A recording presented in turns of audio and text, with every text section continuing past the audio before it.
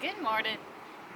I've had a couple questions about how somebody with a 27-inch inseam can get on a bike that has a 33 some odd inch seat height. So I'll show you what happens if I try to get on the old way.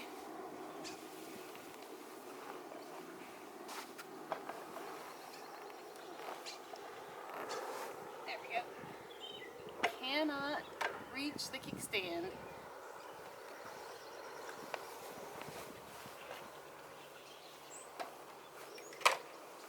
But if I put the kickstand up first and open the door, actually easier if it's in gear.